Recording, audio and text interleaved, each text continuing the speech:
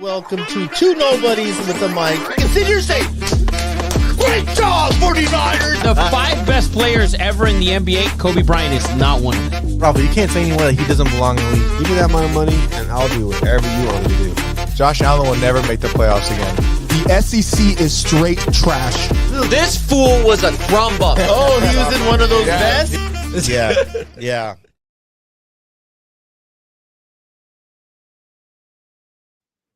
What's up, everybody, and welcome to Two Nobodies with the Mic, episode 113, your college football edition.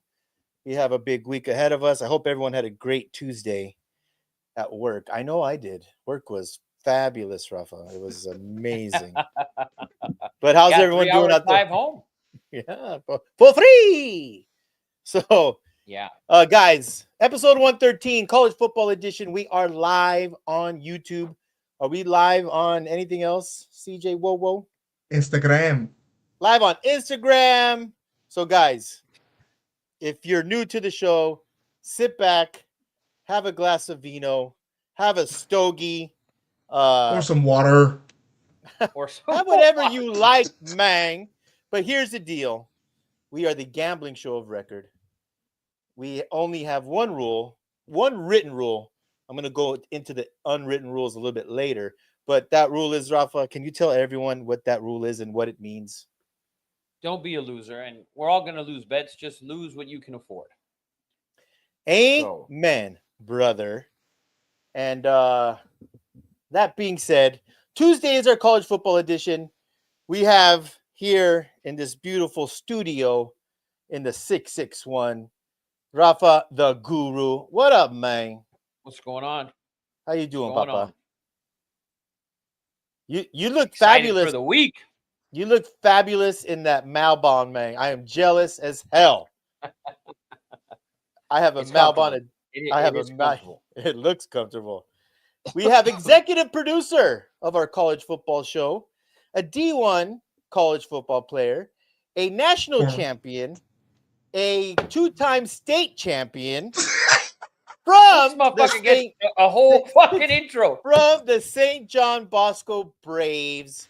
We have CJ Wowo in the house. How you doing, Papa?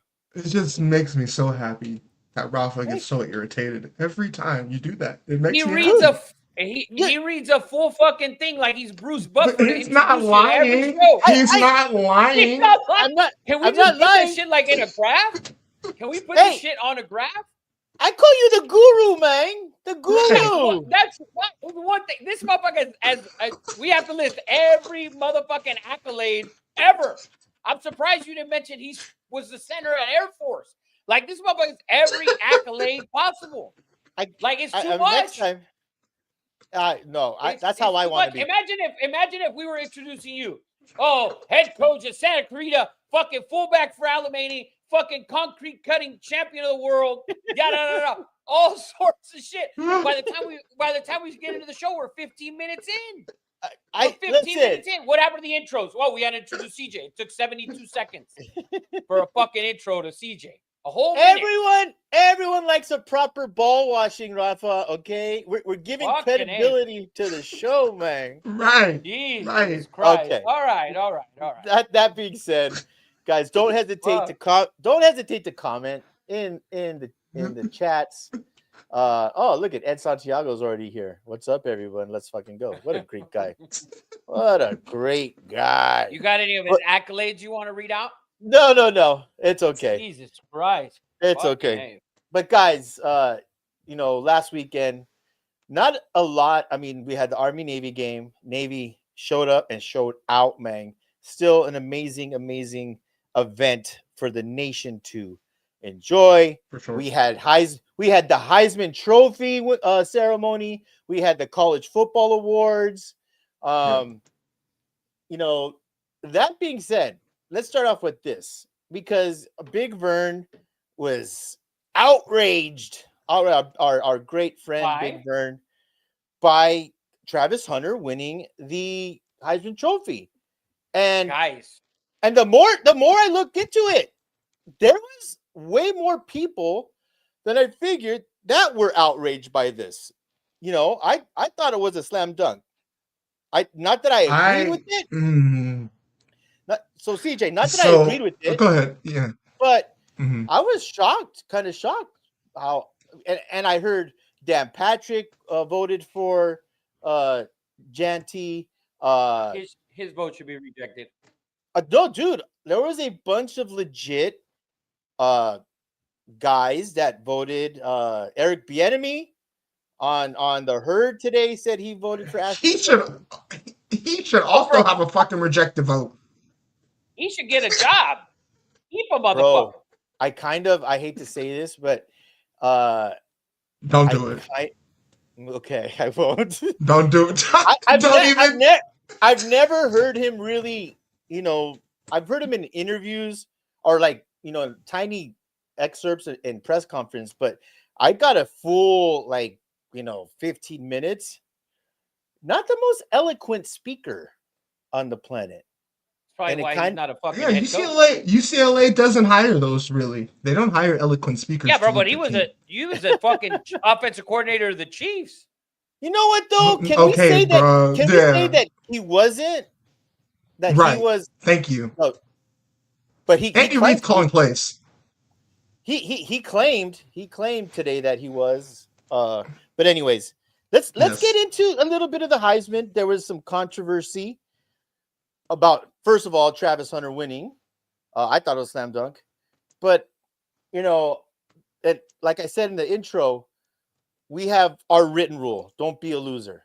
An unwritten rule of the show that Rafa has put down was we don't talk about wives, whether it's yours, mine, whose ever, and that makes a lot of sense. I get it. You know, people really defensive. Now, I'm going to talk about a subject, and I want this to come from a place of love and respect. And as a father of 4 children and 2 sons, it's a very touchy subject, right? And there was a lot that came out about Travis Hunter's girlfriend. Everyone have seen the clips of Dion asking her to stand up. She came out, defended herself. Travis Hunter came out pissed off at people. And I get it. Like, keep my girlfriend's name out your mouth. That makes plenty of sense. And that's why this is a very touchy subject. But, you know, after seeing that clip and 3 or 4 other clips, and all bad, all not, you know, positive, or at least it didn't look good in the moment. I want to tell Travis Hunter this, and I'm trying to do this with love and say the shit. Papa, she ain't the one for you, man. No, okay? She not. She ain't the one for you. And this and just because she's been there, because I've been together for 5 years, just because she was there in the beginning does not mean that she was there in the beginning for the right reasons, if that makes sense. I'll give it to her. She has vision and she's stuck by you. But you know, that's awesome. She has vision. She saw you, Papa. She saw you and believed saw in the you. Trajectory. And believed in you. So she gets points for that. But the one clip where she's trying to defend herself and say, you know, I'm Latina, I have tequila in my blood, like Travis doesn't drink. Yeah, exactly. That's bullshit, okay? The fact that she was boasting about Travis driving her to parties and waiting outside for 2-3 hours while she parties, Papa. That's not a good look. Not only is that not a good look for you, but that ain't the one for you, man. That ain't the one for you. You and Dion, you got one more job. You have one more speech to make to Travis. And Dion knows, and maybe and Dion has been through it. He's been in relationships. Someone has to sit you down, Papa. And if it's me, like I'm telling you, this is coming out of love. This ain't hate. This ain't trying to get clicks. This is me genuinely concerned that, has anyone seen Shallow Hal? I know. 100%. Phenomenal Yes. film. I have a special Shallow Hal gift. Even when a woman is just drop dead gorgeous from the outside, I have the gift that can see inner beauty. And I don't know this young lady. I only know what I've seen and what I've heard. So I'm not claiming to know her. But from what I've seen, Papa, she has an ugly side inside of her. And I'm just concerned for you. And I hope Dion or someone touches your heart and says, listen, he's an amazing young man. He's incredible. And I just don't want to see him, someone told me the most important decision in your entire life will be the woman that you have children with. And that's my 2 cents.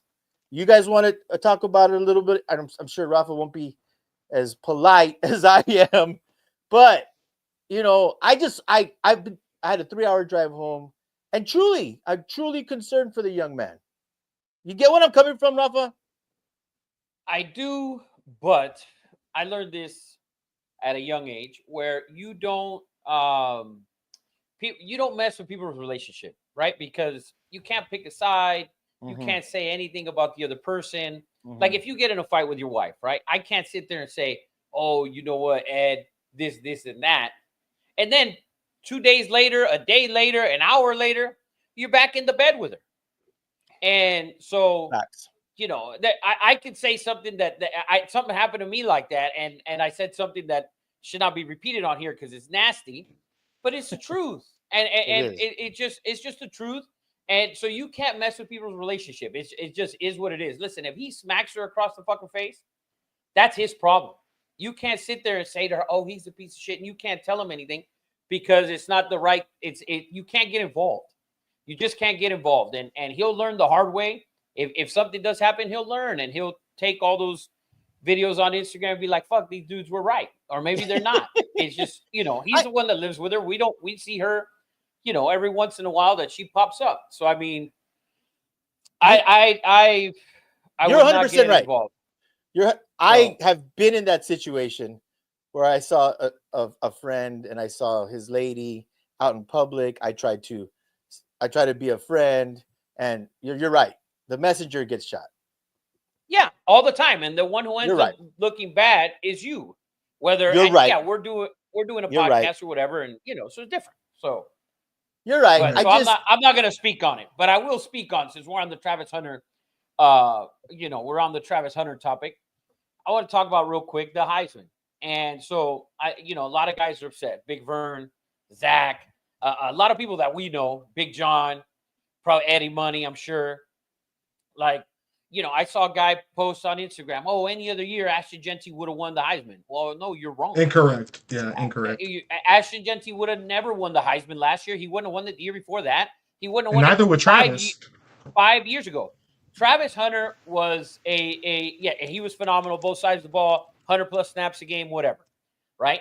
He won it, and we can kind of say by default a little bit. If Cam Ward wins 2 games, if he puts up 5 more touchdowns and is in the playoff, he might win the award. If Oregon actually decides we're going to put the fuck to everyone and Dylan Gabriel throws for another 8 or 9 touchdowns, he's probably the winner.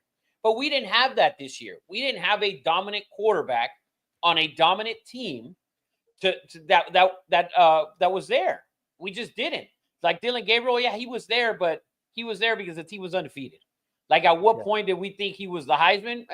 Fucking not at Never. all, actually. Probably never. So we thought Cam Ward was a Heisman for about the first 5 weeks, 6 weeks.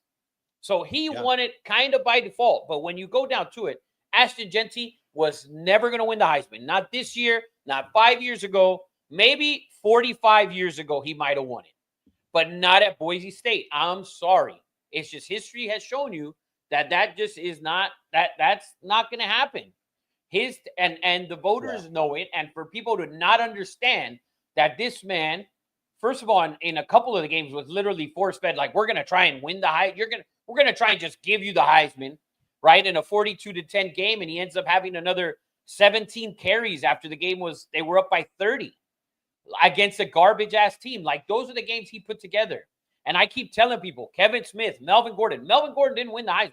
He finished second. Kevin Smith wasn't even in the top 5. Like those, and Kevin Smith played in Central Florida, the equivalent to Boise at that time, probably. But let me give the other side of this argument, because I know Kevin Smith, I know Melvin Gordon at Wisconsin, but here's the difference. Okay, with Ashton Genty, he was the key component to a bye and a run at a national championship, and a barn burner with the number 1 team in the country. He was the he was the workhorse of that offense. So you got to put that into account as well. He had his team, or he has his team in a position to win a national championship. You can't tell me that if Ashton Genty was the quarterback of Boise State and put up ungodly numbers, you can't tell me that he wouldn't have won the Heisman if he was the quarterback. We value the quarterback position more than the running back position in the Heisman. But that's the other side of the argument, is that he made his team relevant. So there's that. At the end of the day, it's still the conference. Kellen Moore put up phenomenal numbers for 2 years at Boise. He didn't win the Heisman. At the end of the day, it's still the conference, and the voters knew it. They really did. It's just common sense, whether everyone wants to see it or not. It is common sense that man played against teams. Oh, the week 2, you know what? If they would have played Oregon that game in their 8th or 9th game, when Oregon was actually rolling, then you can maybe take it, all right, for me anyways, because I always say it, that was Oregon's second game. The week before, they barely beat Idaho. Like, that was a struggle to beat Idaho. So it was a struggle to beat Boise. Boise, at the end of the day, Boise, yes, is in the playoff scene. They got a bye. Are they better than a lot of the other teams? We watch them on a weekly basis. That game, the title game, they barely won that game. Like, it was 21-0 at halftime, and after that, it was what the fuck happened? Where were you? Like, where were you? That Boise State is not. I'm sorry, they can be in the playoff. They can have a bye. Doesn't matter. That man did not deserve it. If he would have been on fucking Ohio State, on Oregon, on any one of those other playoff teams, Tennessee, if he would have put up those numbers on those teams, he probably would have won it. And people are saying, oh, because it's Dion and this and that. No, it's not because it's Dion. Zach said that right now. It's not because it's Dion. It's not, because if it was because of Dion, Shedeur would have been at least in New York over Cam Ward or Dylan Gabriel. Well, he was there, just in the audience. No, but he would have been in New York in a suited and booted, if it was because of Dion. And so, Shedeur was another player 7 or 8 touchdowns away, probably from being in New York in one of those seats as a finalist. So I don't think it's because of Dion, and I still believe that it's because Genty went to Boise State. It's the thing that makes the most fucking sense. Put it that way. Or if the next best player would have been a running back, if it would have been competing against another running back, maybe he would have won it. And I still don't think so. You could put him in the year that Ingram won, and I think Gerhardt was runner-up. Was he better than either of those two? Gerhardt should have won. Absolutely. Well, Gerhardt was in the Pac-12, and the SEC guy won. There's 100% a West Coast or East Coast bias. Always has been. So, Always has been. I just don't think Genty would ever would have ever won that award. And he had a phenomenal year. You can stack him up against the finalists from years past, and he wouldn't win that award for the last 30 years probably. Like, you can go back and and put the seasons together. He wouldn't have won it. So stop out there saying, oh, he would have won it any other year. No, he wouldn't have. And also, Travis Hunter, he had like 87 fucking receptions, by the way. 87 receptions, and he played how many snaps on the defensive side of the ball this year? 500, 600 snaps on defense? Come on. Like, dude, the only one that was going to hit that trophy away from him was going to be a quarterback. And they weren't good enough statistically to take it away from him. Trust me, if Oregon would have been beating teams 56-7 every week and Dylan Gabriel putting up 4 or 5 scores a week, like Cam Ward was on pace, he would have won it because his team's number one. They're undefeated. So it's just common sense. Well, I know my prediction 100%. My prediction was Milroe. I had Nico Yamavea in New York. Those didn't happen, so my predictions were garbage.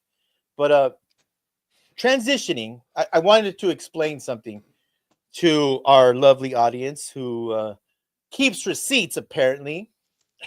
I came out and I said, first of all, I said that Travis Hunter should not be, I'm sorry, that Shedeur Sanders should not be a first-round draft pick. That I'm on record as saying that. Secondly, I said that if Shedeur Sanders becomes a Raider, I will stop being a Raider fan.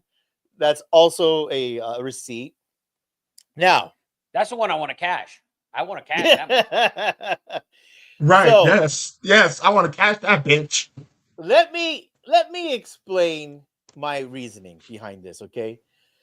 And Shedeur Sanders, I think he was 82% of his team's offense. I think he led the nation in yards. He was second or third in completions.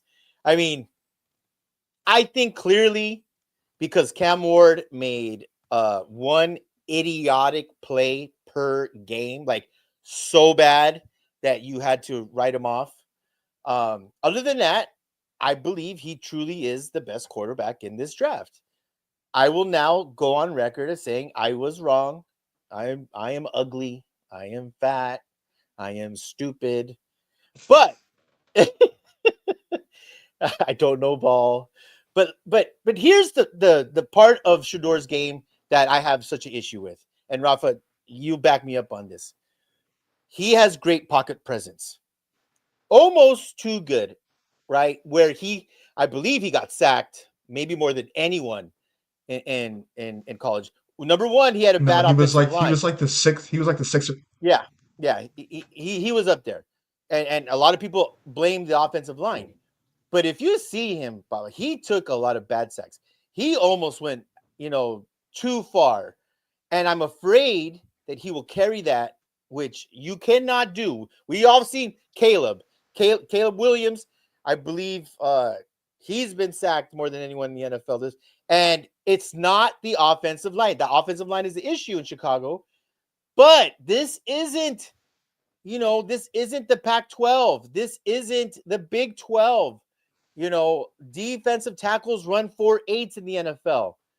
Offensive linemen cannot hold the blocks like this. I'm afraid that he will try to do this in the NFL. That's my biggest concern. And Rafa, if and only if, and this is why I love Jalen Milroe, if he could translate that pocket presence and learn how to get 5 or 6 yards with his feet instead of, twirling and hitting the freaking triangle button and flipping and taking a bad sack. And if Tom Brady can teach him that, then I would be very excited for him to be the quarterback in Vegas. What's your thoughts on that, Rafa? Well, listen, during the season last year on this show, I said the issue that I had with Caleb was the issue in the Notre Dame game where he was just twirling into sacks and just getting absolutely crushed. And I told you that. And every time he faced a team that was physical, Utah, he had issues. And you've seen it now in the NFL. And that can only get better. He'll get better, obviously. So Shedeur has a superior pocket presence I think, to Caleb. And so obviously, yeah, him getting out the pocket, and he'll learn that, and he'll learn that as he goes, obviously. So plus, I don't know, man. Watching him play, he loves to throw the ball. Like, he don't want to fucking run it. He wants to air it out and let it fly. He's like those dudes. Like, when I used to play Madden when I was a kid, I just wanted to pad my stats. I used to play with Michael Vick and roll out, and I was like, oh, I can run for 15. Fuck no, I'm going to throw it across the field to see if I get 15-yard pass.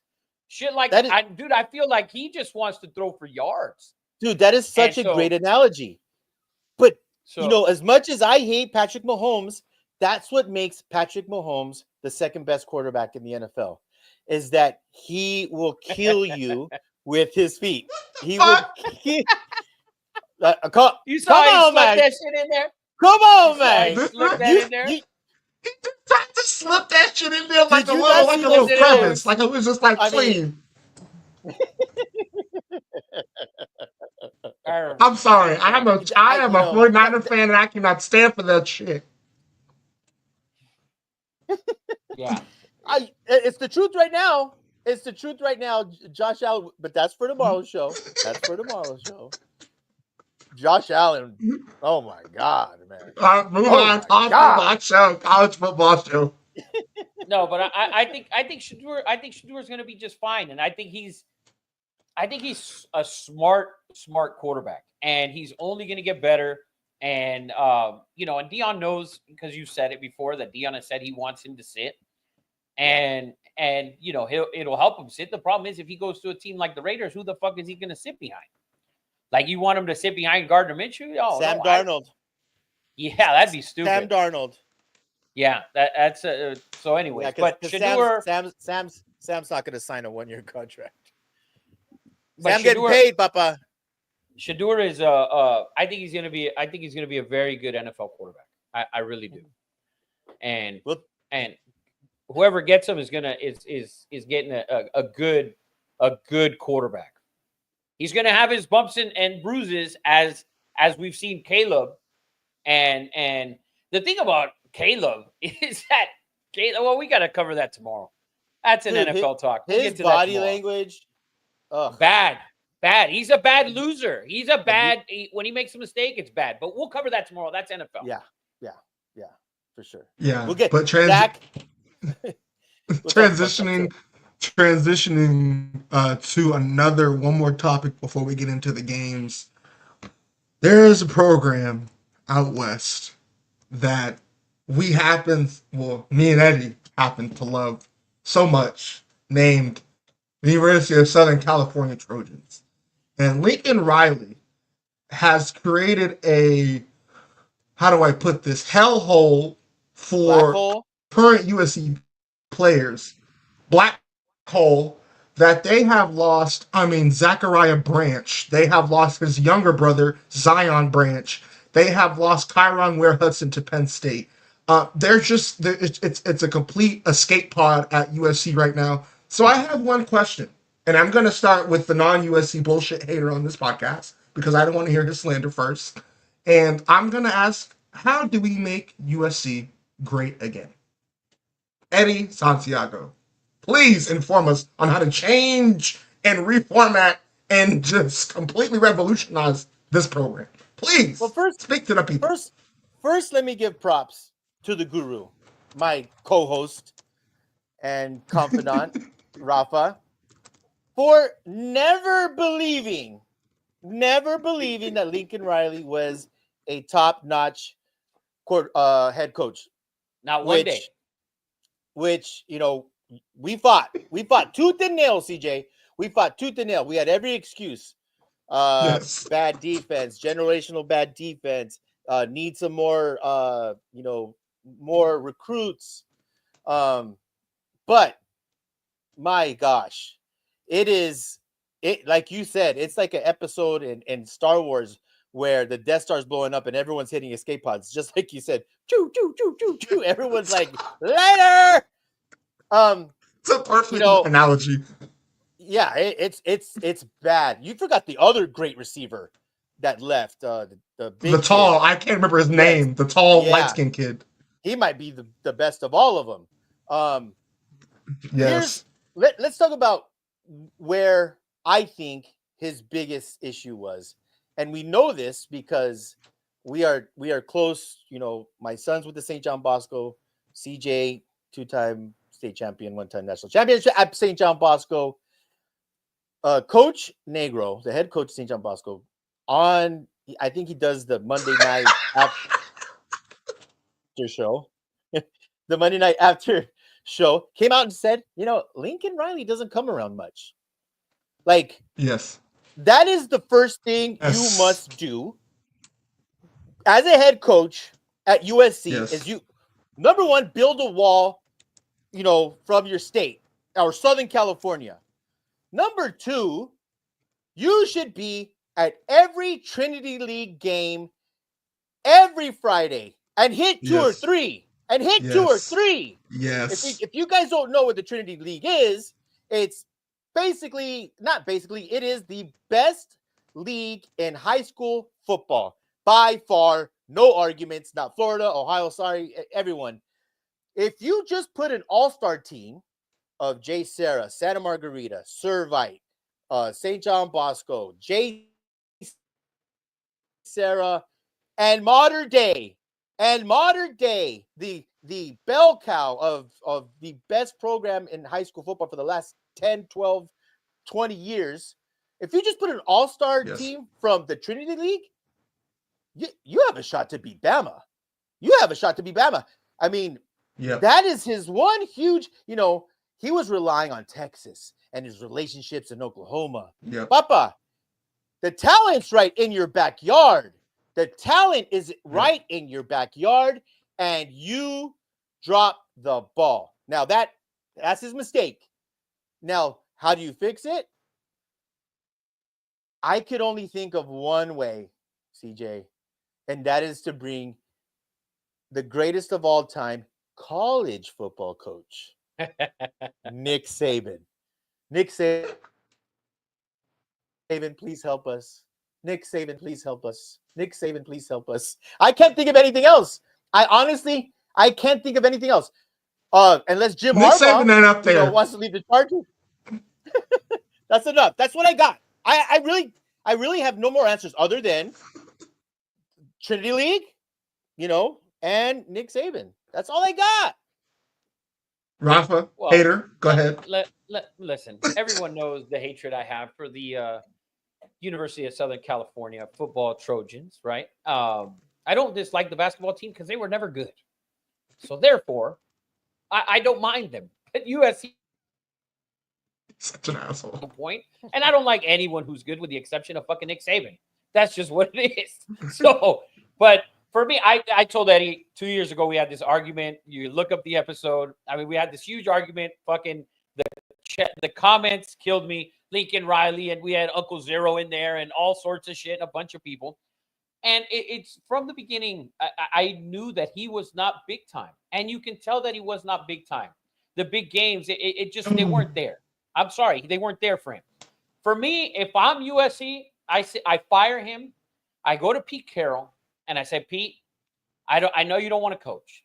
Come in, help me build this thing back up. Find me a coach that Pete can kind of groom through. Maybe there's somebody out there. There's got to be somebody out there. And have Pete assist in every aspect of the program. Make him like a sort of general manager of sorts and have him run it all. And now, Pete, you don't have to hide the bags of money to Lendell White and Reggie Bush. You don't got to do it, baby. The money's there. You can write the motherfucking checks. Listen, I know, Eddie, I know you guys, the whole modern day Bosco, the recruiting and this and that. That's kind of veered away. Like, listen, you can add a couple pieces here and there, but realistically, the teams that are winning, and look at Oregon, they're the number one team in the land. The quarterback came from Central Florida, from Oklahoma. That's where the quarterback came from. All right, No, yes. Go ahead. Yes. Go ahead. Go ahead. You can recruit a guy. Listen, let me finish. You can recruit a guy, pick him up from high school or whatever, but he's not going to be your day one starter. Did we see a freshman this year just be an absolute stud anywhere in the country from Southern California or from anywhere? Did we see one? No, I don't think so, with the exception of the kid in Tennessee, and it's the second-year player. So, yes, you can recruit it, fine, but you have to be phenomenal in the transfer portal as well. Lincoln's first year at USC, he was great in the portal. He got the number one receiver in the land in Jordan Addison to come play with the best quarterback in the land.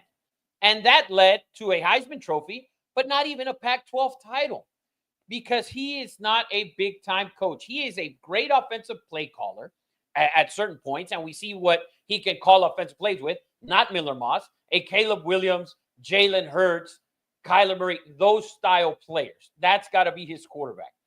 That type of guy. I just think you need to bring in somebody like Pete Carroll. You need a big name. This is fucking USC. You have history of Heisman trophies, winners. Like it is a long history. You have elite talent that has gone to that program, and over the last 2 seasons, with the exception of Caleb Williams, and even though you had the best quarterback in the land for probably 2 years, or a year and a half or whatever, and you didn't do shit. So what do we expect you to do now without the best quarterback in the land, without the best wide receiver in the land? He always had an excuse. He bad defenses. He got a defensive tackle from Georgia and couldn't even keep that dude for long. He redshirted himself. He said, fuck it, I'm gone midway through the season. I'm not doing this shit. Like that shows you that he's just not big time. And kids leaving, there's a sort of a little disrespect factor there where they don't respect him enough and what he's going to do going forward for them to stay there. So USC needs to sit back, take a deep look at what they have going, and I think they need to fire Lincoln Riley and move forward with a big-time name. And Nick Saban, I think, is too old. And, a lot of people said, oh, he didn't like the portal and all that shit and blah, blah, blah, and so on, whatever. Listen, last year they were almost a playoff team. They were a playoff team. The year before that, they should have been a playoff team. Instead, TCU got in and they lost by 100 points in the shit SoFi Stadium for the title. So, I mean, listen, he was still there. While people want to talk shit about Nick would be phenomenal. Would he come to LA? Probably not at his age. And Pete Carroll is a lot older, but the history is there, and he's won there. I would talk to Pete Carroll. Pete, help me rebuild this whole fucking thing. And here's the checkbook. Let it go. Here it is. Fucking write it up, whatever it is. Because they should be paying what Ohio State is paying for their players. USC should pay that without a problem, with no problems. They should be paying that. What Georgia's paying, what all these schools are paying, USC can pay that and then some. And it's a shame that the USC Trojans are not a top 10 team year in and year out. Like this, they should be a playoff team every year. There's probably 4 schools we think should be a playoff team every year. That should have been one. If you go back the last 20 years, there's probably 4 schools. Clemson, Alabama, Ohio State, and them. They were always there. And now they just vanished. And it's because of Lincoln Riley and his inability to recruit defense to fucking and so on. And it's just a shame that USC at this point, it's like if UCLA was bad at basketball. Like the history's there, USC's history's there. They should be a top 10 program every year, and it's a shame that they're not. And as much as I hate them, I always like when they're good because I look forward to them losing. Like I want to watch them lose, but only if they're good. If they suck, I don't want to watch them lose. They suck. Like what the fuck am I watching for? You know what I mean? Yeah. So, but it's my opinion. I want to go and help. I'm gonna jump in here. Oh, go ahead. Go ahead. Yeah, I'm gonna jump in here, and then we're gonna move on to the games. I disagree. I agree with a lot of points, but I disagree with a lot of points. I think Eddie is completely right. Like when you see guys like Nico Emiliava, that's how you pronounce his name, Eddie Emiliava. I don't know what that was. When you see Mateo Uiagalelei, when you see all of these Southern California Trinity League guys that are leaving and going elsewhere, to your point about Oregon is Cali Flock. It's Cali Flock. They've been recruiting California since Mario Cristobal was there and getting top 10 recruiting classes based on their California recruiting. You have to, and then to your transfer portal point, we got a guy named Rayshawn Speedy Luke, who was snatched by Arizona, who runs a 4.4, who UCLA and USC are just starting to recruit now while he's in the portal, when you could have grabbed him while his dream school in high school was UCLA. Problem with USC and UCLA not having 80% of their roster be California kids. In my opinion, like you said, there are 4 or 5 schools that should not have to travel outside of a 45-minute range to recruit. And in my opinion, that is USC/UCLA, that is Texas/Texas A&M, that is Florida/Miami, and that is Alabama. Those are the 4 regions where I think you don't have to travel very far, or I'm sorry, Georgia. I said Alabama, I meant Georgia. Those are probably 4 regions where you don't have to travel very far to recruit 5-star athletes and to have your roster 80% of those athletes. Eddie, to finish off this point, I have a radical idea. And I've been thinking about this for a long time. There is a guy in Southern California who works as a perfect GM, and he has dominated the last 20 years of high school football, or 15 years of high school football, and his name is Jason Negro. I would not be opposed to USC to hire somebody like Jason Negro to come and be a GM who knows how to oversee a program, who knows that his coordinators and his assistant, and has no problem saying it. Jason Negro, Laura from Modern Day, any one of those guys, start looking down and maybe stop looking around, and you might find gems right there in Southern California. Ooh, yeah. Well I mean, said. how much did you get paid for that, CJ? No, $0. I'm here for free. And The high school thing rarely works out. We've seen it at UNLV with Bishop Gorman. We've seen it at different places in Ohio. But I see where you're coming from. I think Jason would want to coach. I don't think he would take a GM job, but no, hire him him as the coach. Oh shit. Now that's wild. Hire him as the head coach. Oh, I thought hire him as the head coach. Name Jason Negro head coach tomorrow. And guess what? I guarantee you players from Loyola, those 5 stars from Bishop Amat and Los Alamitos are like, oh shit, I know this guy knows what he's doing. I know this guy's a respectable name in Los Angeles for the first 6 months of his recruiting trail. CJ, what I meant with Oregon, I was talking about just the quarterback position. If you go back last year, they got Bo Nix from Auburn. This year they have Dylan Gabriel, who was at Oklahoma, and before that he was at UCF. That's what I meant. I at USC needs to find a quarterback in the transfer portal to be relevant right away. That's what I meant. I don't think you can go in and start the season with a freshman, because at the end of the day, you're still in the Big Ten, and next year you're probably going to get the tougher part of the schedule in the Big Ten. So because you didn't get Oregon this year, you're probably going to get them next year. You're going to get Ohio State next year for sure. So and who knows if you get? I haven't seen their schedule. You might get Penn State again. And Drew Aller's coming back to Penn State.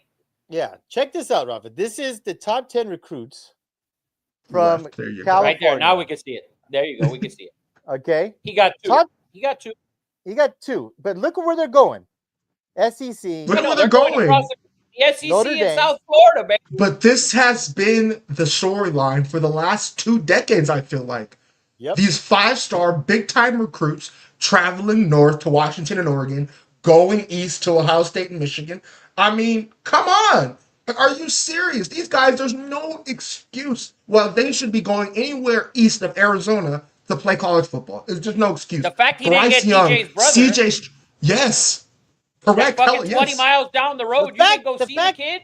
The fact that he didn't get the DJ. The fact that he didn't get DJ. Or Bryce or CJ Stroud. Well, he wasn't here for DJ. He was not at USC for DJ. No, I'm just saying, but USC in general. But USC, it's like a culture thing. Right. It's a culture thing. It's a culture. Yeah, they but don't at that recruit. point, no, I get you. But the DJ point, at that point, Clemson was a top 3 fucking program for DJ. They went out and got the number, they got the number 1 quarterback, or number 2, or whatever he was at the time. He went to Clemson. It's not like DJ went to fucking Oregon State first shot out. Right, he went. I feel you, Rafa. I feel you. Here's my thing, Eddie, and I think Eddie agrees with this, and USC fans agree with this. We don't care. We don't care if Clemson and Alabama and Ohio State are top 5 programs, because guess what? They're recruiting their guys. They're recruiting their guys, and they're recruiting our guys. So we want you, regardless of where USC stands, to have 80% of your team be 4- and 5-star guys from Southern California. There's no excuse. Number 80 team, number 1 team, get those guys. There's no excuse. You can see No, I those agree guys with you. 4 or 5 times a month. By the way, Zach said that Clay Helton recruited County better than he did. Way better. What up? What up, Rigo? For sure. Listen, the only reason I said that because I saw DJ many times coming in and out of the hallways with the USC shirt. Many fucking times. So I mean, and Bryce Young was committed to USC, and then they let him scurry away. But to move on to what we've been waiting for, guys, college football season is moving faster than I'm ready for. We are here. We are here. The playoff is here. We're gonna go with the first game, the Battle of Indiana. Indiana at Notre Dame. Notre Dame is -7. They're getting a full touchdown with the total sitting at 51.5. Rafa, what is your opinion on the Battle of Indiana? Listen, last week I liked Indiana with the 7.5. Line moving down to 7. Dude, Notre Dame just gave Freeman some more money, gave him some more extension. I mean, this is going to be the fucking best weekend ever. Yes. Right? I mean, hey, this weekend's going to be so good. Yeah, but, man, dude, give me the Fighting Irish. Give me the Fighting Irish to cover this game. And listen, we've seen them, what they've done after the loss to, was it Northern Illinois or Southern Illinois, whatever it was. One of the Illinois. North, South, Illinois. East, West. It was from fucking Illinois. But anyways, so we saw them lose that game. And what we've seen them do afterwards, they've just put the fuck to a bunch of teams. And so, you know how I feel about Indiana. I haven't felt them be that they were a top 10 team in the country all year. That was my opinion. And I'm still sticking with it. And I like the Notre Dame Fighting Irish at home. I mean, listen, I know they had to let Indiana buy half the tickets or whatever it was. Who knows? It's still in South Bend. I mean, the Irish. This is the year we always see Notre Dame fall off. Start off in the top 10 rank, and then they just, for the most part, they just disappear. They didn't disappear. They beat everyone on their schedule after that loss. They kind of made it a point. And you saw it in that Purdue game. And Purdue's nobody. They beat them by like 50 or whatever, right? They beat the crap out of Army. They beat the crap out of Navy, who were ranked at the time. And the USC game was the close one there at the end of the season. That's more of a rivalry. And those always kind of tough games. So, but dude, I can't wait to see Notre Dame on Friday. I think it's Friday night. And I'm excited for it. Let's go Notre Dame. Let's go Fighting Irish. Cover the 7. I think it's going to be right there. I think it's going to be a 7 to 10 point game. But Notre Dame, listen, the preparation, I don't know. I feel like the Fighting Irish, I think this is their time. At least to win a playoff game. At least one. So give me the Irish.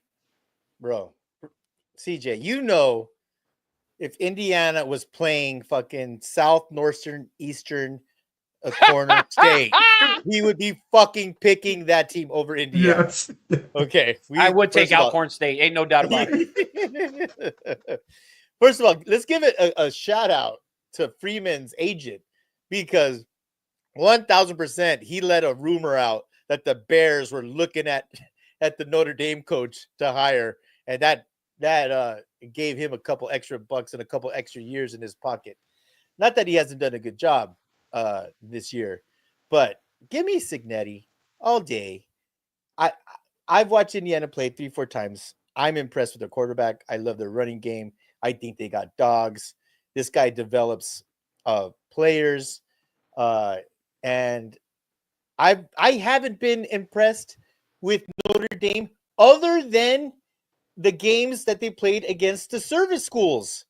I mean, other than that, I haven't been impressed with them all fucking year. Not even against an SC team that was literally, checked out and cashed out.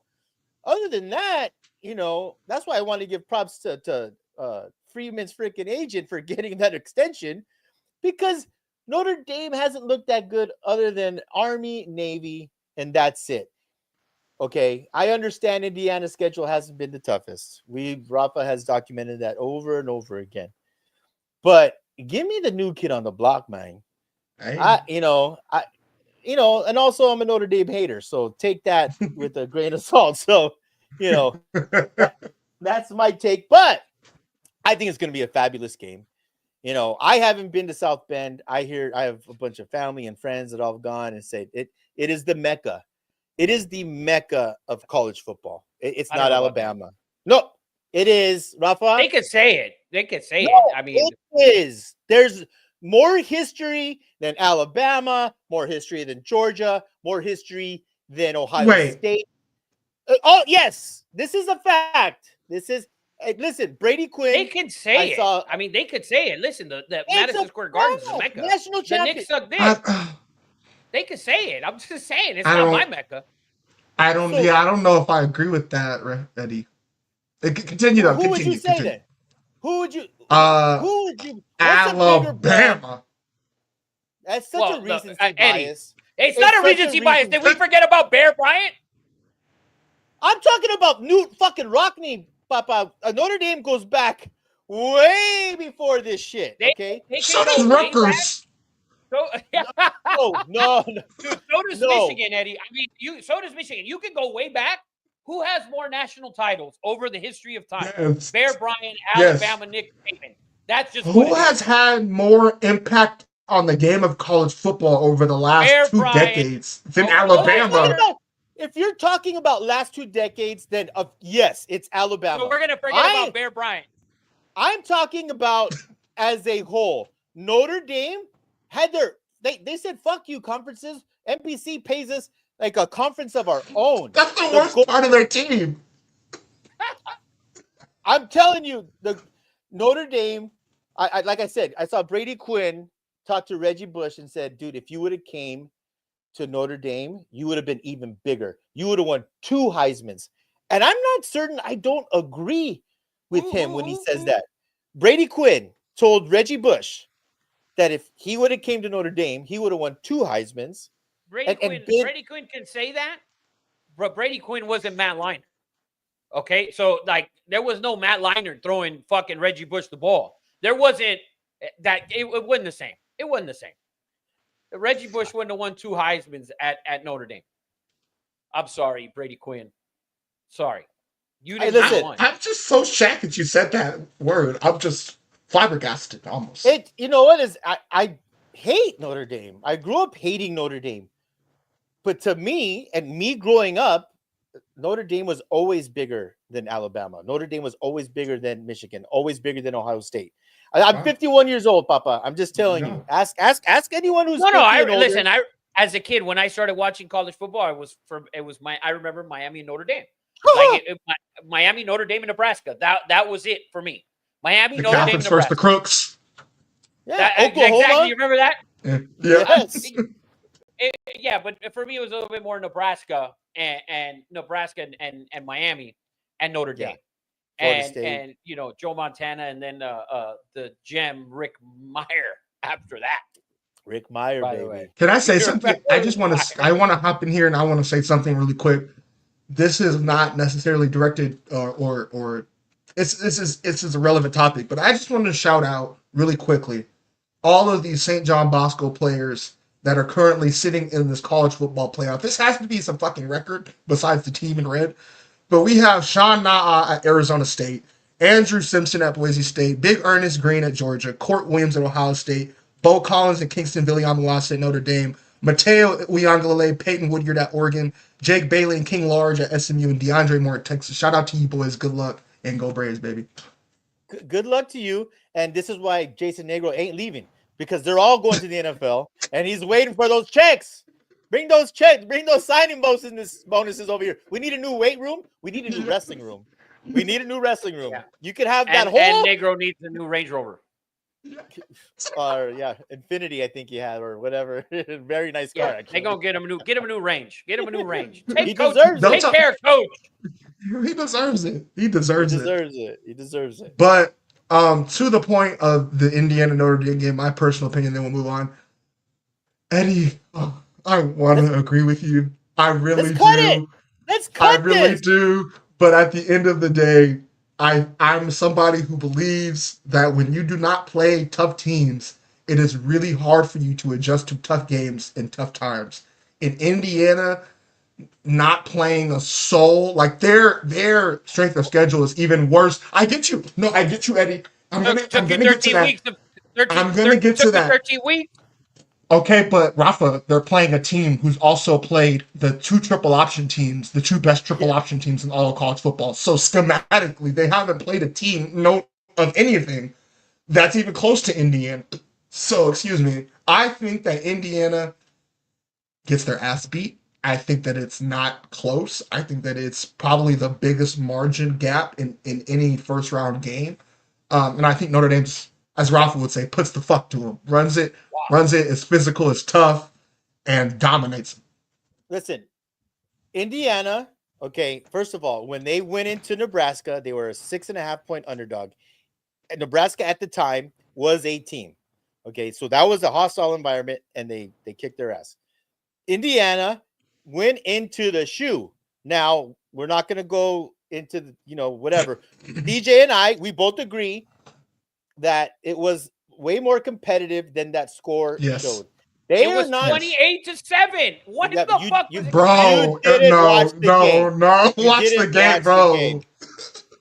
That's Listen, why. I That's saw why the I left you out. play-by-play. That's why I left you out. I saw the play-by-play. It had 6 drives of 4 plays or less. 6 drives in a row. We're not arguing. Like, I don't We're know where the not- competitive was at. No, I'm yeah, sorry? no, yeah, we're not doing that. That's like Dude, see, listen, that's Go ahead, like Eddie. I'm looking at willing to rent out a theater to watch this game with you and fucking with a fucking red laser.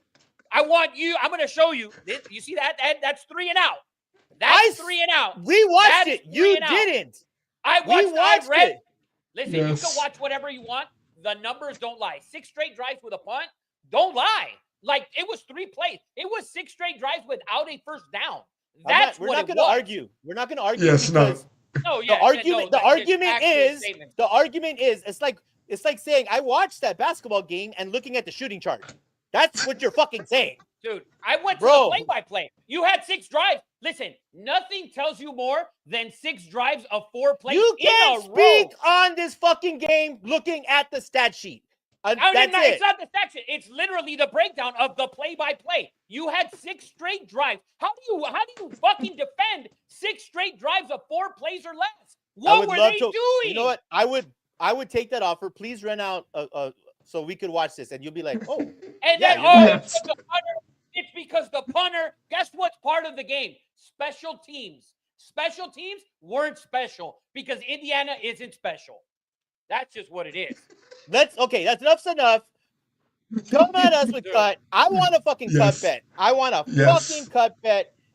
Give me the Hoosiers +7 to cover against the Golden Domers, Rafa. Do you accept or do you not accept? I accept. We can bet whatever you want because last week you owe me a side bet on an NFL. We're going to cover that tomorrow. Yeah. So I like Notre Dame. CJ likes Notre Dame, and CJ's on my side somehow, which I don't like too much. But anyways, so CJ and I like the Fighting Irish to cover the 7. Eddie likes the Hoosiers as he has all season long. And so we'll go from there. What up, Matt? How you doing, Papa? On to the next game. We'll go from there, and we are going, yes, on to the next game. Let's go and move on. But I'm also excited for this game just because of how garbage James Franklin is in big-time games. And SMU has a type of team that I feel can beat James Franklin. So we got SMU at Penn State getting 8.5 points, and the total sits at 53.5. Eddie, I'll start with you this time. What is your opinion on the Nittany Lions versus SMU? Well, it's hard to argue that James Franklin hasn't, shown up in big games. It's very, very difficult. Now, my eyes tell me watching Penn State, play in their last game, which was very, very impressive. That offense looked like it was clicking. I think they scored 42 points or something like that. 37, I believe. Something They like that. scored over 30. It was a bunch. It was a bunch. That being said, I like SMU. I like SMU. I like that quarterback. I think their offense is more dynamic than Penn State's. Um, I probably like Penn State's roster, but this is another just another game where I don't trust James Franklin. And if you put a gun to my head, I'm taking the points and I'm taking the ponies, baby. That's just a gut feeling. And also, if you don't, if you're a history major, you got to learn from history, man. And James Franklin would tell you that he has a issue in big games. And there's been none bigger than this one, for this program. I agree with Eddie. I like SMU Good. to cover the 8.5. I love the quarterback at SMU. I really do. I think they cover the 8.5. I don't know if they win the game. I don't want them to win the game. I want Penn State to win this game, but I think they cover the 8.5. I love the quarterback at SMU. What SMU's building, they're getting all the billionaires back. All the oil money is coming in there. All the oil dollars. Beautiful neighborhood in Highland Park where SMU sits in the middle of it. Westwood could only wish they were Highland Park, Texas, baby. So SMU plus 8.5 is my pick as well. Gosh. I agree with you. They do. You got to go to Highland Park, Mike. You think Westwood's nice? It ain't shit. The Bel Air of Texas. Are you kidding? They wish. They wish. Highland Park's the properties in Highland Park, the homes got to be like 8,000 square feet, like all of them, like everyone. Oh, like so they're 1.2 million. They used to be. Not anymore. Not anymore. Not anymore. They used to be though. They used to be. They got in cheap. By the way, Highland Park, where Jerry Jones lived. Yes. Matthew Rocha steps in and says that he is riding with the ACC and SMU. They were more impressive against Clemson than Penn State versus Oregon. And then Zach also steps in and says, let's go Hoosiers. My personal opinion on the whole thing, I think that all the best teams will win, and I think that Penn State is a better team. I think that SMU has the weapons with the quarterback to beat Penn State, but I think Penn State is a better team, and I think Penn State does win. What are you shrugging your shoulders for? Put because you just said I think all the best teams will win, Papa. That's why you play the game. Someone fucking rank them. That's not like literally. We will see who the best team is when the fucking scoreboard says 0-0. Talking about on paper. On paper, about higher seeds. I think that on the roster. Okay, you said right. better team. On the roster, Penn State is unequivocally with stars. I get you. I'm with you. This is why I was anti-Vegas when I first came on this podcast, because I think we gotta strap them up at the end of the day. We gotta strap them up. Hold on. We gotta strap them up. Vegas but hold on. As I've been on this podcast, I have grown a lot of respect for Vegas. Matter of fact, the ultimate respect for Vegas. And Vegas is telling me right now that they think Penn State is 8.5 fucking points better. And I'm telling you that I think that Penn State is at least a touchdown better than SMU. So I think that Penn State definitely gets it done. I agree with that. I think Penn State wins the game. I don't think they cover, though. And Penn State, by the way, good news for James Franklin, that Drew Aller will be back next year. And depending on the run they have in these playoffs, they can start off preseason number 1 or 2 with the roster coming back that they have. They have the easiest path to a national championship. There's no such thing as an easy path. On paper, they have the easiest path. On paper. On paper. Let's get to the next one, baby. And real quick, are both of those games on Friday? By the way, we got the next game. Go ahead. But the other two are on Friday. I thought only one was on Friday. I believe. I thought only Notre Dame, Indiana was on Friday. I believe. Okay. That the only game on Friday. Yeah, only Notre Dame. Yeah. Only Indiana, Notre Dame's on Friday. But Eddie, did you have something to say before we move on? Yeah. Real quick, the one thing Penn State won't have is their backup. Eddie, did you have something to say before we move on? Yeah. Real quick, the one thing Penn State won't have is their backup quarterback, who went into the transfer portal, and James Franklin talked about it and wasn't mad at the kid. That's a whole nother show.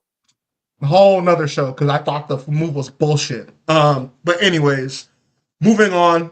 My favorite game of the week by far, the Clemson Tigers at Texas.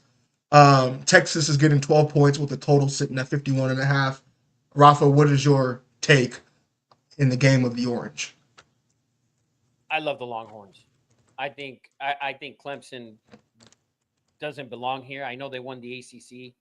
I don't think they can compete with them, and so that's what I don't think Clemson can compete with Texas. I don't know if Texas covers, but I like Texas. I like Texas in this game. I don't think Clemson. I don't think Clemson can hang. That's my opinion. Really? Sorry. Quinn, you. What do you mean they don't belong here? I like I told you, I don't think they belong here, and the committee didn't think they belong here either, other than them winning the ACC when they ended up in the rankings, like 15th.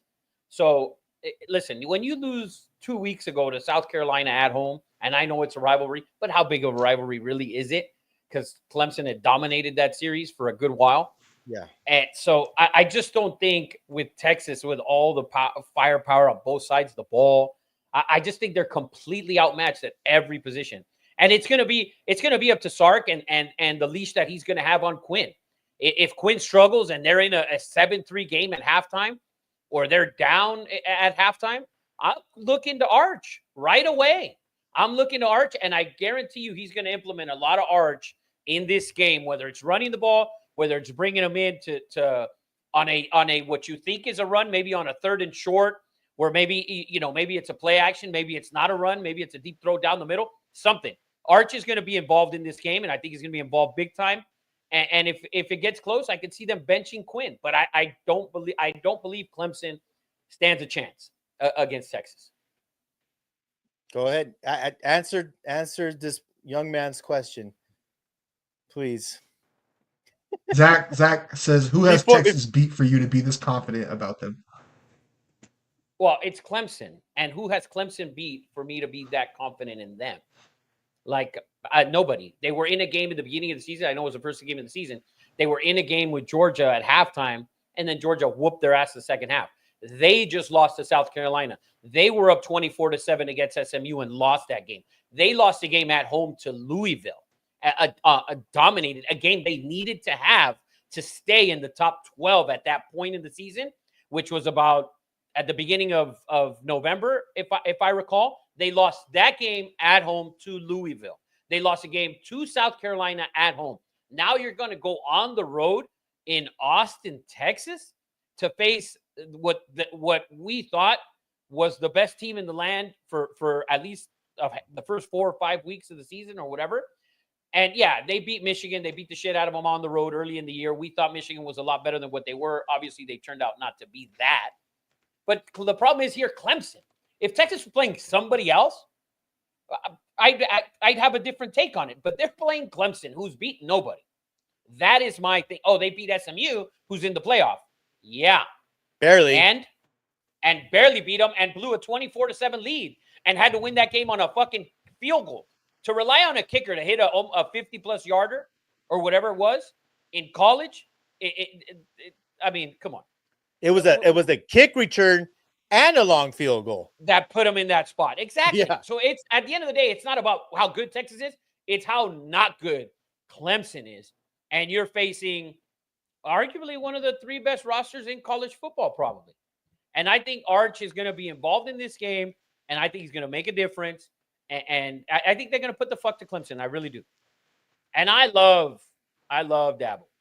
But, and I like Cade. That's just because he's a white quarterback, I think. But other than that, it's Clemson, Texas. It ain't happening. It ain't happening.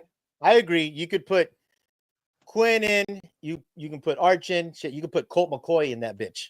And they're going to fucking run Clemson. Well, Colt McCoy is a different deal. But let me say, but the point about this game is this, and this is the only fucking thing I have to say about this game, is that you better see Arch in this game, or else guess what? And see all that Carolina blue back there behind me? He gone, baby, and he gone to Chapel Hill. I'm telling you, I'm telling you, I would love that shit so much. Listen, I'll tell you right now, Ed. I'll tell you right now, Eddie. I'll tell you right now. Go ahead. If Arch is a North Carolina Tar Heel next year, this whole shit right behind me, baby blue, powder blue, Columbia blue, Carolina blue, Carolina the blue, blue, Papa. the whole Carolina shit blue. you want to, the whole fucking nine right behind me. There will If be you an don't- Arch jersey hanging behind me. I'll even If you- put in a fucking Drake May in this bitch. If you don't think that that's in the back of Sark's head, if you don't think that's it, even in his subconscious, that I better get some packages for Arch to show him that I love him. If you don't think that is subconsciously not in the back of Sark's head, you're crazy. You will see Arch because the emperor, Mr. Bill Belichick, who is terrific friends with all the Mannings, okay? You don't think he has a phone call in? He's like, listen, guys, because we got money. And it's not, to me, it is not a foregone conclusion that Quinn Ewers is leaving for the draft. For me, that is not a signed, sealed, delivered proposition. Because I'll tell you why that is. It's not. I'll tell you why it is. I'll tell Go you ahead. why it is. They can say whatever. All the reports can be fine. That you can say all of that, but you will see in this game the amount that Arch plays. It will play into Quinn's decision because at the end of the day, Quinn knows that going into next year, that spot's not guaranteed anymore. That spot will not be guaranteed, and he knows it. And there's no reason for Quinn to stay back and try and play at Texas when Arch. If Quinn stays, yeah, Arch is gone. Because unless fucking Sark's going to bring him in and say, hey, you know what, you're going to be the guy. But at the end of the day, Sark is so good offensively that he will have Arch in there on plays, and I said it a minute ago, on plays that you think is a run, and he's going to be dropping back and throwing that ball and making plays, and I think he's going to be a big part. He might even throw and run for a touchdown in this game. So, I agree. Let's go Longhorns. Longhorns, baby. I agree. I 100%. Real quick. I just wanted to bring though, something to light. Go ahead. Real quick. There's rumors about Quinn leaving Texas because do the math now. Yep. If Quinn is a third-round draft pick, his signing bonus will not be $3-4 million. If Quinn, and I'm reading between the lines, gets an offer back to the school where he was first signed to Ohio State, that signing bonus might be $5 million. And that's not a bad take. And guess who else needs a quarterback? The University of Southern California. Yep. So good point. I just wanted to bring something to light really quick before we move on to the very last game. So it's not necessarily breaking news, but it did happen today.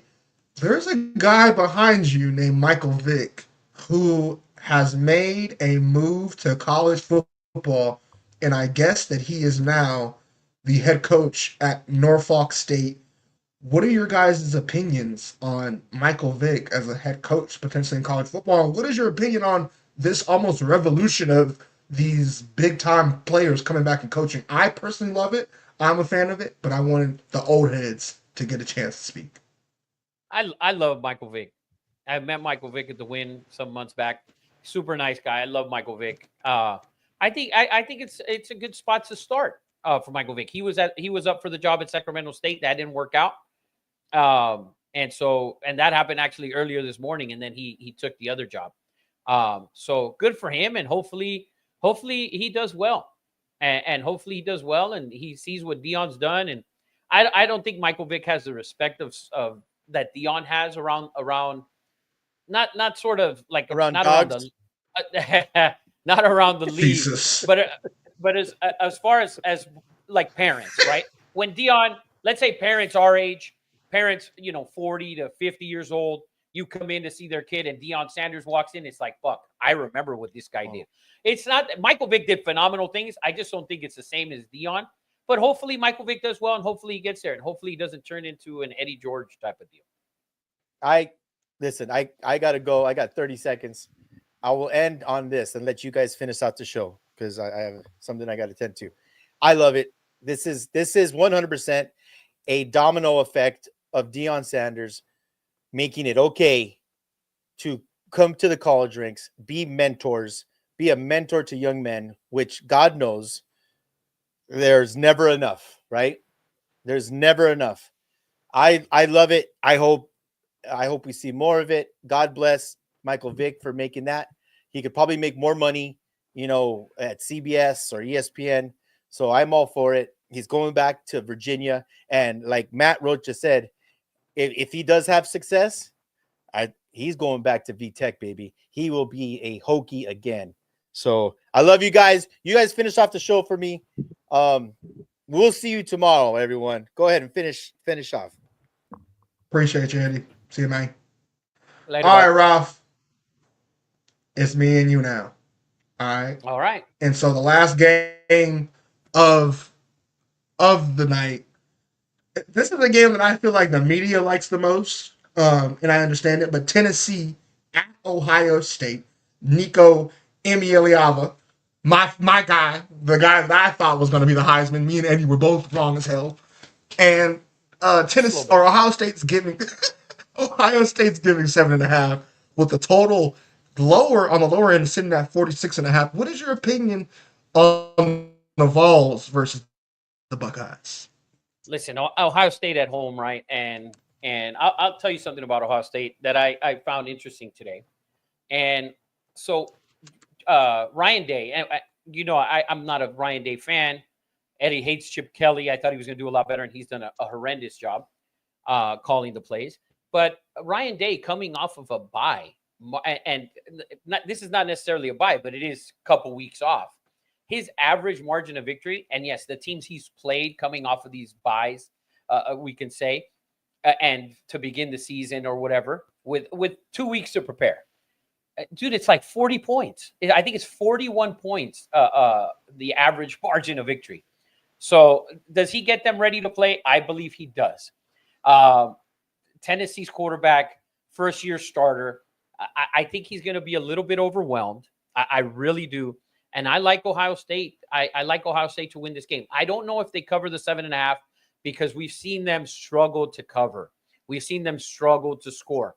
And how many mistakes are they going to make? I felt like watching Ohio State a lot of the year. We had a lot of turnover on downs, a lot of 4th and 2s that we're going for. Are they going to be that same Ohio State this weekend? And I hope they're not. I hope that when they get down there and it's 4th and 3, 4th and 2, the analytics could say go for it. Put points on the board. Put points on the board, which you didn't do, and you had turnover on downs plenty of times. A couple times, once or twice against Michigan. You had a handful of times against Indiana as well. I think you had 1 or 2. Like, I don't think you can make those mistakes this time, and I think you have to take the points if you're Ohio State. And so I do think Ohio State wins this game. To me, I think if we're looking at the whole thing, and I filled out one of these brackets that we do with some friends, and we picked every bowl game, and I have Ohio State in the national title. I think Ohio State will be in the national title, and I believe I had them against Georgia, I think is the way my bracket went. And I think it's possible. I'd have to look at my sheet again, but yeah, I think Ohio State's going to win this game. I think Ohio State's going to. I mean, listen, they have that roster's too good for you to not be putting the fuck to some of these teams and losing the games you're losing. And so, I'm hoping Ryan Day sat down with Chip Kelly and said, "Hey, we have weapons. We have horses everywhere on this offense, the outside, and the backfield, the quarterback. I mean, we have weapons. Let's put them to use." And that defense, I think, is going to hold. I think is going to hold Tennessee to a very low scoring game. That's why I think that Vegas has that total. I think just right. I can see this game being a 21-10, 24-13 type of game, something like that. 100%. I think it's the lowest scoring game of all the playoff games. Tennessee has a top 10 defense in scoring. And like you said, Ohio State just starts so slow. Like, they don't really wake up until the second half. And I think that this is actually like a 17-14, 21-17 type of game where you don't really see much offense. I think this is by far the most defensive game of the first round.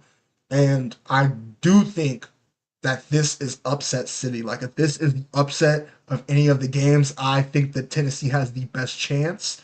And obviously, it's the 8-9 game. It's the closest rankings. These are the two most evenly matched teams. But I think Tennessee has a chance on the road of any road dog. So give me the Vols at the Horseshoe. By But the way, Rafa, and go ahead. hold on. The winner of this game plays on New Year's Day in the Rose Bowl against Oregon. Oh, So, I mean, can you imagine? I mean, Tennessee travels well. Ohio, for the most part, most of these teams travel phenomenal.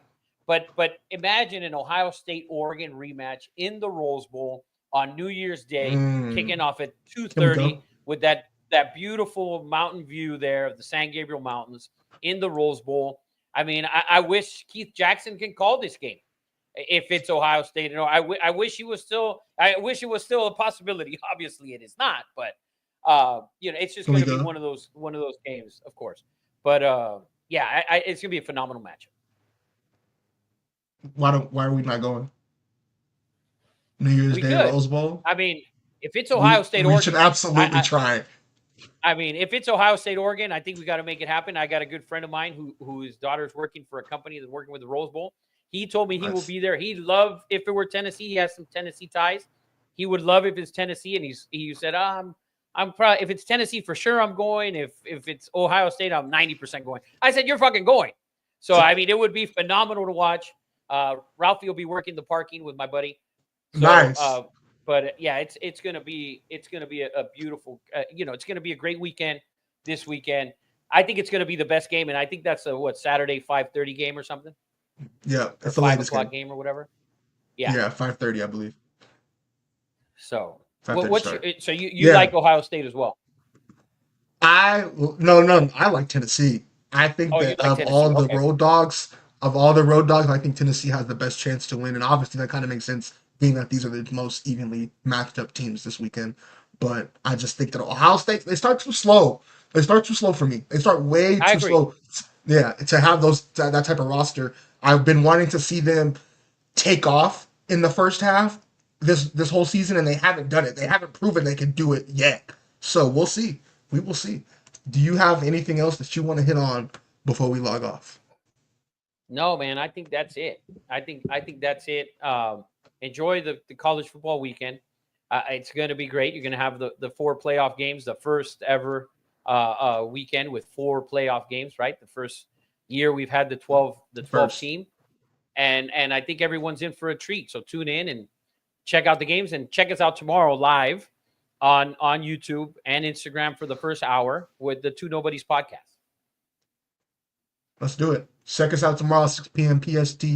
Eddie will be producing it. Eddie Money will be executive producer, and the Two Nobodies will be on talking about NFL and other stuff. But we will see y'all then. We appreciate you, Matt. Appreciate you, Ricky Flores, for coming in late. Appreciate you, Zach. And we appreciate everybody for supporting us. Check us out tomorrow. Matt as well. See you later. Thank you, guys. Yes, sir. Have a good one. Appreciate all of you guys.